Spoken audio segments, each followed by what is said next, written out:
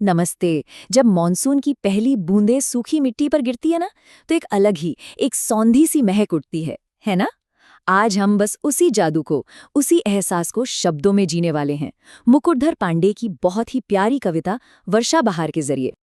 ये कविता हमें सीधा उसी पल में ले जाती है।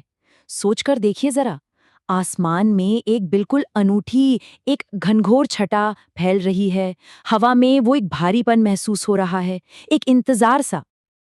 और फिर अचानक बिजली की वो पहली चमक और साथ ही बादलों की वो गड़गड़ाहट। क्या बात है! कवि ने हमें बिल्कुल उसी लम्हे में पहुंचा दिया है जब मॉनसून अपनी पूरी ताकत के साथ दस्तक देता है। और जानते हैं, यही जो अनुभव है ना, यही वर्षा बहार कविता का पूरा सार है।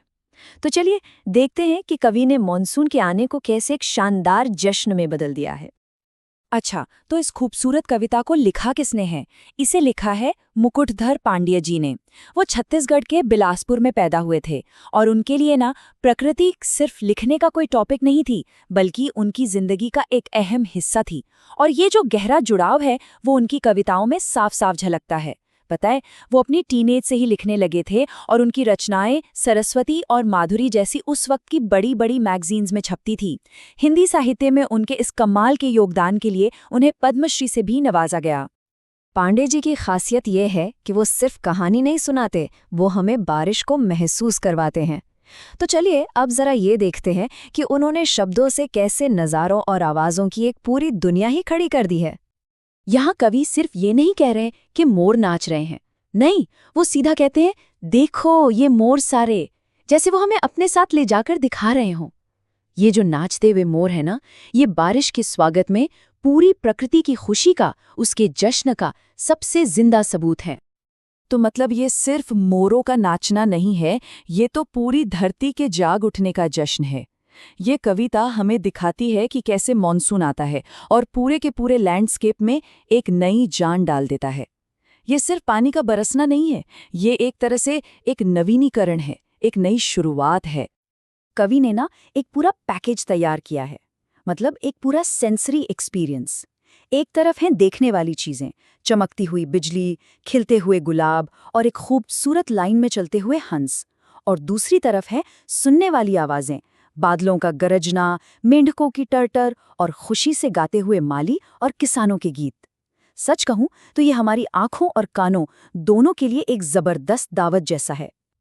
तो सवाल ये है कि ये सारे नज़ारे और ये सारी आवाज़ें मिलकर आखिर कौन सी फीलिंग, कौन सा भाव जगाते हैं? चलिए अब जरा कविता के इमोशनल कोर में, उसके दिल में उतरते हैं। तो इन सबके बीच एक बहुत ज़रूरी सवाल मन में आता है कि इस पूरी कविता का मेन इमोशन क्या है?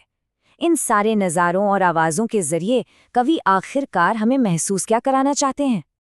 और इसका जवाब ना बिल्कुल क्रिस्टल क्लियर है। यहाँ गर्मी का कोई दुख नहीं है, तूफान का कोई डर नहीं है और ना ही किसी तरह का कोई गुस्सा है। इस कविता का दिल, इसका सेंटर पॉइंट है सिर्फ और सिर्फ खुशी और आनंद। इसकी हर एक लाइन से एक गहरी खुशी, एक जश्न का एहसास टपकता है। लेकिन सोचने वाली बात है, ये खुशी आ कहाँ से रही है? इसका सबसे बड़ा कारण है चिलचिलाती गर्मी से मिली राहत। जैसा कि कवि खुद एक लाइन में कहते हैं, है ग्रीष्मताप खोते। मतलब साफ है, ये खुशी उस झुलसा देने वाली गर्मी के खत्म होने की है और एक ठंडी नई शुरुआत की है। अब एक और सवाल, कवि सिर्फ शब्दों के इस्तेमाल से इतना जादुई असर पैदा कर कैसे लेते हैं? चलिए उनकी भाषा के इस मैजिक को थोड़ा और करीब से समझते हैं। कवि की एक बहुत बड़ी खूबी है विशेषणों का इस्तेमाल। विशेषण मतलब वो शब्द जो किसी चीज की क्वालिटी बताते हैं। जैसे एक एग्जाम्पल लेते हैं, वो सिर्फ गीत नहीं कहते, वो कहते हैं सुंदर गीत। है तो एक छोटा सा शब्द, लेकिन देखिए पूरा का पूरा मतलब ही बदल जाता है।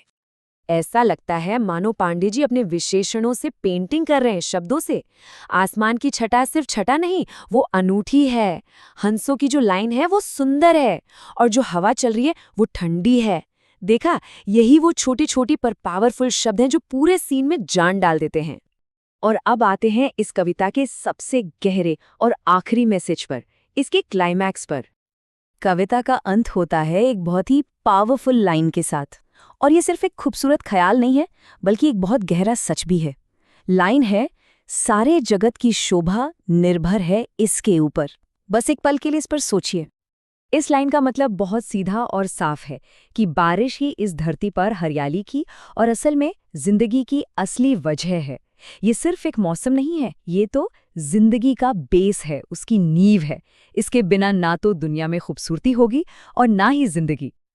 और जाते जाते एक बहुत दिलचस्प सवाल पर सोचते हैं। कविता में मेंढकों की टर टर को भी प्यारा गीत कहा गया है। ये बात सोचने पर मजबूर करती है कि क्या कोई भी आवाज अपने आप में अच्छी या बुरी होती है, या फिर ये सब कुछ हमारे देखने के नजरिए पर, उस पल के माहौल पर डिपेंड करता है। आखिर वो कौन से लम्हे होते हैं जब कोई बेसुरी सी लगने वाली आवाज भी दिल को अच्छी लगने लगती है?